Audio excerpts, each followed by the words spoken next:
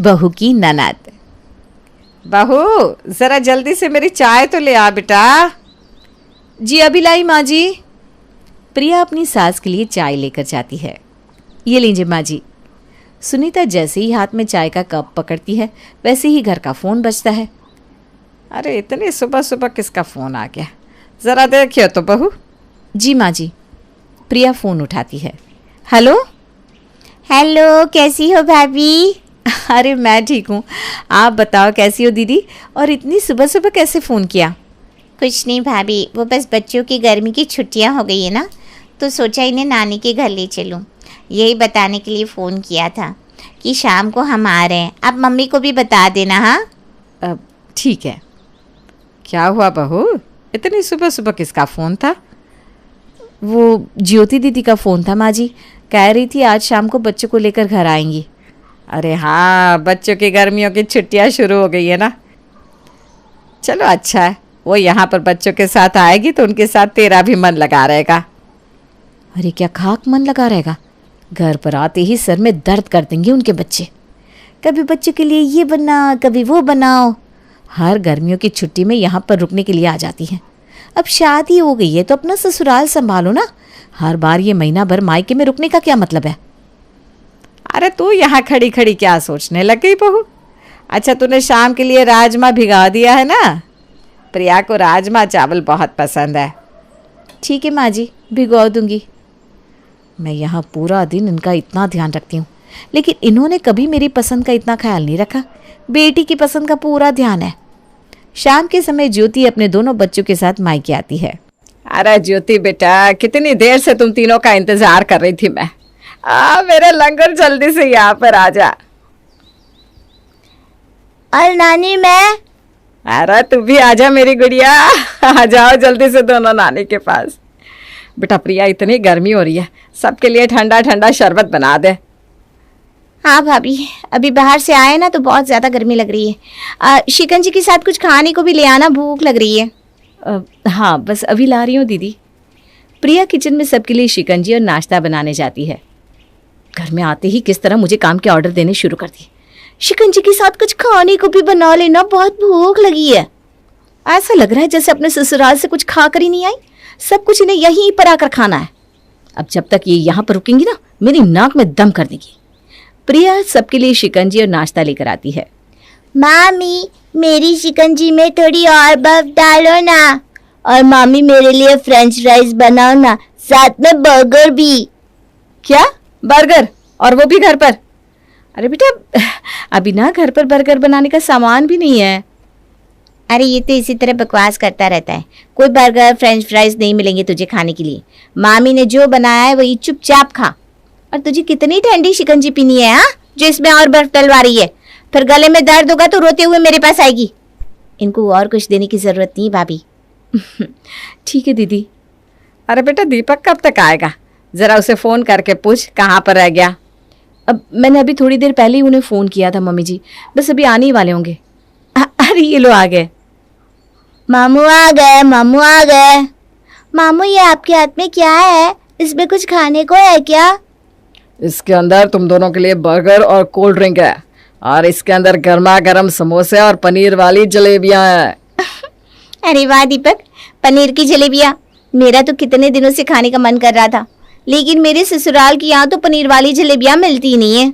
मुझे पता है दीदी, इसीलिए तो मैं स्पेशली आपके लिए ये जलेबियां लेकर आया हूँ, और पूरी 1 किलो है। अब आराम से खाना, कल और ले आऊँगा। प्रिया, तुम सबके लिए ये सब प्लेट में निकाल कर ले आओ। जी ला रही हूँ। प्रिया सब कुछ प्लेट में लाकर सर्व कर देती है। अरे भाभी आप भी तो खाओ ना, ये पनीर की जलेबी तो इतनी टेस्टी है, एक बार खा के देखो तो सही। नहीं दीदी, मेरा कुछ भी खाने का मन नहीं है, आप खा लो। अरे ऐसा कैसे तुम्हारा खाने का मन नहीं है? जब भी कभी समोसे और जलेबी लेकर आता हूँ तो सबसे पहले तुम ही तो खाने के लिए बैठ जाती हो, और आज तुम्हारा खाने का मन नहीं कर रहा। तुम्हारी तबीयत तो ठीक है ना? हाँ, मेरी तबीयत को भला क्या होगा, बस आज दिन में खाना खाया तब से कुछ खाने का मन नहीं कर रहा। आप सब खा लो ना। चलो कोई बात नहीं, जब तुम्हारा मन करे तो बता देना, तुम्हारे लिए फिर से ले आऊँगा। प्रिया चिढ़कर वहाँ से चली जाती है। कुछ देर बाद रात के खाने का समय हो जाता है। पहले तो घर में सिर्फ 3 लोगों का ही खाना बनाना पड़ता था, लेकिन अब 6-6 लोगों का खाना बनाना पड़ेगा। एक तो पहले इतनी गर्मी है, ऊपर से इतने लोगों का खाना। इन्होंने तो हर गर्मियों की छुट्टियों में मेरा जीना हराम करने की कसम खाई हुई है। मुझे तो लगता है ज्योति दीदी काम से बचने के लिए हर गर्मियों में यहाँ पर रुकने के लिए आ जाती है, ताकि उन्हें खुद के घर का कोई काम ना करना पड़े क्योंकि मायके में तो काम करने के लिए भाभी है। मुझे तो बिल्कुल नौकरानी समझा हुआ है। कुछ देर में खाना बनकर तैयार हो जाता है तो ज्योति किचन में आती है। भाभी, अगर खाना बनाने में कुछ मदद चाहिए तो मैं आपकी मदद कर देती हूँ। नहीं दीदी, कोई मदद नहीं चाहिए, खाना तो बनकर तैयार हो गया। इतनी गर्मी में तुमने अकेले इतने लोगों का खाना बना लिया।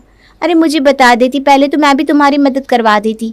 मुझे लगा अभी 8 बजे है तो तुम अभी खाना बनाने जाओगी। पहले मम्मी इसी टाइम खाना बनाती थी ना, तो मुझे यही टाइम याद रह गया। अरे कोई बात नहीं ना दीदी। अच्छा चलो, तुमने खाना बना लिया है तो मैं खाना खाने के बाद सारे बर्तन धो दूंगी। तुम बर्तनों के लिए परेशान मत होना। अरे नहीं नहीं दीदी, मैं सारे बर्तन खुद धो लूंगी, आपको परेशान होने की ज़रूरत नहीं है। आप चलिए, मैं खाना लेकर आती हूँ। ठीक है। मुझे क्या पता नहीं ये बर्तन धोने के लिए क्यों बोल रही है, ताकि सबको दिखा सके कि मेरी भाभी मुझसे बर्तन धुलवाती है। अरे आपकी माँ तो आज से 5 साल पहले खाना बनाती थी, उसके बाद 5 साल से मैं ही तो खाना बनाती हूँ, और मेरे खाना बनाने का टाइम भी इन्हें याद नहीं। अरे खाना बनवाने में मदद करने का इतना ही शौक था तो पहले क्यों नहीं आई खाना बनवाने। आई बड़ी मदद करने वाली, यहाँ पर आकर ये मेरा काम ही बढ़ा सकती है, मदद करना तो बहुत दूर की बात है। प्रिया सबके लिए टेबल पर खाना सर्व करती है। मामी, आपने खाने के साथ बूंदी का रायता बनाया? मुझे खाने के साथ बूंदी का रायता भी चाहिए। अरे क्या हो गया बेटा, तेरी मामी अभी तेरे लिए बूंदी का रायता बना देगी। अरे नहीं भाभी, कोई ज़रूरत नहीं है रायता बनाने की, इसकी तो आदत खराब हो चुकी है। जब घर में रायता बनाती हूँ तो कभी रायता नहीं खाता, और अब इसे रायता खाना है। तुम कुछ और मत बनाओ प्रिया, बैठ जाओ, तुम भी खाना खा लो। अरे क्या रहने दो दीदी, आप इतने टाइम बाद तो घर पर आती हो, और मेरे भतीजे ने एक रायता खाने की फरमाइश कर दी, तो क्या उसकी ये फरमाइश भी हम पूरी नहीं करेंगे? जाओ प्रिया, तुम रायता बना कर ले आओ। अब हाँ ठीक है। प्रिया गुस्से से भरी हुई किचन में रायता बनाने जाती है। जब खुद का बेटा कभी अपने घर में रायता नहीं खाता तो यहाँ आकर रायता खाने की क्या जरूरत है। मुझे पता है दीदी नहीं बोला होगा, मामी आए ना तो रायता खाने के लिए बोल देना। और ऊपर से ये दीपक जी, एक बार इनकी बहन और भतीजा भतीजी घर में आ जाए उन्हें तो बिल्कुल सर पर ही बिठा लेते हैं। प्रिया सबके लिए रायता बनाकर लेकर आती है। सब लोग खा पी कर अपने अपने कमरे में चले जाते हैं। क्या बात है प्रिया, इतने गुस्से में क्यों लग रही हो? मैं कहाँ गुस्से में हूँ, मैं तो आराम से बैठी हुई हूँ। वैसे भी मेरी किसी बात से आपको क्या फर्क पड़ता है। मेरे लिए तो कभी खुद से मेरी पसंद की चीजें लेकर नहीं आते, और अपनी बहन क्या आती उनकी पसंद की पनीर की जलेबी समोसे सब लेकर आ गए। अरे ये तुम कैसी बात कर रही हो प्रिया, तुम्हारे लिए भी मैं कितनी बार कुछ न कुछ खाने के लिए लेकर आता रहता हूँ। अब दीदी इतने दिन बाद आई है तो उनके लिए कुछ न कुछ तो अच्छा लेकर आऊंगा ना। अरे रहने दो, साल में 2 बार इनके बच्चों की छुट्टियां होती है। अभी पूरा 1 महीना यहाँ पर रहकर जाएंगी, फिर जब सर्दियों में इनकी 15 दिन की छुट्टियां होंगी तो दोबारा यहाँ आ जाएंगी। ऊपर से इतनी गर्मी में पहले क्या 3 जनों का खाना बनाने में कम परेशानी होती थी, अब 6-6 लोगों का मुझे खाना बनाना पड़ रहा है। मैं भी इंसान हूँ, मुझे भी गर्मी लगती है। ऊपर से एक काम करवाने में मेरी मदद नहीं करती आपकी बहन। दीदी तो कभी किसी काम के लिए मना नहीं करती प्रिया, अगर तुम्हें किसी काम में उनकी मदद चाहिए तो तुम बोल दो ना, वो तुम्हारी मदद कर देंगी। और वो तो बिना बोले भी सब काम पहले ही कर देती है। ओह, मेरे सामने ना अपनी बहन की ज्यादा तरफदारी मत क्या करो। अभी तक एक भी काम को हाथ नहीं लगवाया आपकी बहन ने, और कह रहे हो बिना बोले सब कुछ कर देती है। ऊपर से उनके बच्चों के इतने नखरे, ये खाना है वो नहीं खाना है। मेरा तो आज एक दिन में ही दिमाग खराब हो रहा है, पता नहीं इतने दिन कैसे झेलूंगी मैं इन्हें। अरे यार, तुम ना खामखाई इतनी परेशान हो रही हो। दीदी साल में 2 बार तो यहाँ पर आती है। जब तुम्हारे बच्चे होंगे ना, और तुम भी साल में बस उनकी छुट्टियों में अपने घर जा पाओगी, तब तुम्हें शायद ये बात समझ में आएगी। खैर, अब ज़्यादा सोच कर परेशान मत हो। किसी काम में मदद चाहिए तो दीदी को बोल देना। हाँ, जैसे मेरे बोलने से ही आपकी बहन मेरी मदद कर देगी। अरे बस भी करो ना यार, सो जाओ आप। सब लोग सो जाते हैं। अगले दिन प्रिया किचन में नाश्ता बनाने जाती है तो ज्योति वहां पर आती है। अरे भाभी, आज का नाश्ता आप मत बनाओ, आज का नाश्ता मैं बना देती हूँ। कल पूरा दिन आपने इतना काम किया तो आज थोड़ा काम मैं कर लेती हूँ। सबके लिए आलू के पराठे बना देती हूँ। अरे लेकिन दीदी मैंने रात को छोले भिगो कर रखे थे कि सुबह सबके लिए छोले भटूरे बना दूंगी, और भटूरे के लिए आटा भी गूंथ दिया है। श्रेया ने मुझसे कहा था कि मामी सुबह छोले भटूरे बना देना। श्रेया का छोले भटूरे खाने का बहुत मन था ना। अच्छा तो फिर ठीक है, मैं छोले भटूरे बना देती हूँ, तब तक तुम जाकर कुछ और काम कर लो। अरे जाओ भी, इतना क्या सोच रही हो? मैं बना दूंगी। ठीक है दीदी। प्रिया किचन से अपने कमरे में जाती है। मुझे अच्छी तरह पता है इन्होंने छोले भटूरे बनाने का काम क्यों लिया। भटूरे के लिए आटा तो मैंने लगा दिया था, बस इनको छोले उबाल कर उसका मसाला तैयार करना है और भटूरे बेल कर तल देने। ये अच्छी तरह जानती है कि घर में छोले भटूरे सबको बहुत पसंद है। अगर मैं छोले भटूरे बनाती तो सारी वाहवाही मुझे मिल जाती, और उनके सामने कोई मेरी तारीफ करे, ये कैसे बर्दाश्त कर लेंगी। सारी तारीफ तो इन्हें खुद ही चाहिए। मैं तो कहती हूँ अब जितने दिन रुके ना, खुद ही यहाँ पर काम करे, लूट ले सारी वाहवाही, मुझे नहीं चाहिए। इसी तरह जब तक प्रिया की ननद वहाँ पर रुकती है तब तक हर रोज़ प्रिया का मुंह इसी तरह बना रहता। हालांकि उसकी ननद हमेशा उसकी मदद करने के लिए उससे काम बांट लेती थी, लेकिन प्रिया के मन में तो हमेशा उसके लिए गलत ही आता था। अच्छा सुनो प्रिया, मैं दीदी के लिए ये 2 साड़ी और 2 सूट लेकर आया हूँ, और बच्चों के लिए ये कपड़े। सब ठीक तो लग रहा है ना, कोई कमी तो नहीं है ना? हे भगवान, इतना खर्चा करने की क्या जरूरत थी? पैसे पेड़ पर उगते हैं क्या जो इतना सब ले आए? अरे 1 सूट 1 साड़ी दे देते तो भी चल जाता। 2 सूट 2 साड़ी की क्या जरूरत है? और बच्चों के लिए भी इतने सारे कपड़े? मुझे तो समझ में नहीं आता, अपना सब कुछ इन पर ही लुटाना है क्या आपको? अरे तुम तो हद करती हो प्रिया। जब तुम अपने मायके जाती हो तो क्या तुम्हारी भाभी और माँ तुम्हें ये सब नहीं देते? तब तो तुम कुछ नहीं कहती। देखिए आप मुझसे ना उनकी तुलना बिल्कुल मत कीजिए। और ये साड़ियाँ कितनी महंगी है, ये सूट भी इतने महंगे। एक बार में ही सब कुछ देना जरूरी नहीं है। इनमें से 1 सूट और 1 साड़ी दे दो, और ये बच्चों के सारे कपड़े भी अभी मत दो। अगली बार जब आएंगे तो यही कपड़े दे देंगे, हमारे अपने ही बहुत खर्चे हैं। तुम तो ऐसे बात कर रही हो जैसे मैं तुम्हारे किसी शौक को पूरा ही नहीं करता। अरे ऐसी 6-6 साड़ियाँ ला कर देता हूँ महीने में मैं तुम्हें, उसके बाद भी तुम्हें मेरी बहन को ये 2 साड़ियाँ देने में दिक्कत हो रही है। पता नहीं तुम दीदी के बारे में इतना गलत कैसे सोचती हो। वो बेचारी तो कभी तुम्हारे बारे में कुछ कहती भी नहीं। हाँ, आपकी बहन तो दूध की धूली है ना, वो कहाँ किसी के बारे में कुछ कहती है। एक मैं ही तो पागल हूँ जो सबके बारे में कुछ ना कुछ कहती रहती हूँ। और आप ये मुझे 6 साड़ियाँ लाने का क्या ताना मार रहे हो? हाँ, देनी है ना अपनी बहन को, दे दो, सारी चीजें दे दो, मुझसे पूछा ही मत करो। आपका तो बस नहीं चलता, वरना आप सब कुछ ना उन लोगों पर ही लुटा दो। दिमाग खराब कर दिया मेरा। प्रिया की इन बातों से दीपक भी परेशान हो जाता है, इसलिए वो अपनी बहन को जाते हुए उन कपड़ों में से आधे कपड़े ही देता है। तुम ये सब जो करती हो ना प्रिया, देखना एक दिन तुम्हें उसका बहुत पछतावा होगा। दीदी को लेकर तुम्हारी सोच बिल्कुल भी ठीक नहीं है। मुझे पता था, घूम फिर कर बात तो मेरे ऊपर ही आएगी। मुझे आपसे कोई बात ही नहीं करनी। ऐसे ही समय बीतता है, लेकिन प्रिया अपनी ननद से चिढ़ने की अपनी इस आदत को नहीं सुधारती। कुछ महीनों बाद प्रिया कंसीव करती है। अब तो मेरा 8वां महीना चल रहा है, ठीक से कुछ काम भी नहीं होता। मम्मी जी की भी तबीयत खराब है, पता नहीं सब कुछ कैसे मैनेज होगा। भाभी से बात की थी, लेकिन उन्होंने कहा कि उनकी भाभी भी प्रेग्नेंट है, तो वो उनके पास गई हुई है। मम्मी तो इस उम्र में मुझे संभाल नहीं पाएगी। समझ में नहीं आ रहा सब कुछ कैसे होगा। देखो तुम इतनी परेशान मत हो, मैं दीदी को फ़ोन कर देता हूँ। दीदी आज के आज यहाँ पर आ जाएगी। रहने दो आप, मुझे पता है आपकी बहन मेरे लिए तो यहाँ पर कभी नहीं आएगी। प्लीज़ प्रिया, बहुत ज़्यादा हो रहा है।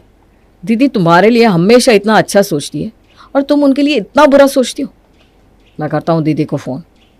दीपक ज्योति को फ़ोन करता है और उसे प्रिया की हालत बताता है। प्रिया को कहना कि वो बिल्कुल भी परेशान ना हो, मैं आज के आज ही घर पर आ जाऊंगी। ज्योति शाम तक घर पहुंच जाती है। प्रिया, अब तुम्हें किसी बात की चिंता करने की कोई ज़रूरत नहीं है। ये लो, मैंने तुम्हारे लिए दूध गर्म किया है, इसे पी लो, मैं अभी थोड़ी देर में आती हूँ। ठीक है दीदी। थोड़ी देर बाद ज्योति प्रिया के पास एक कटोरी लेकर आती है। अरे दीदी, अभी मुझे बिल्कुल भी भूख नहीं है, आप इस कटोरी में मेरे लिए क्या लेकर आ गई?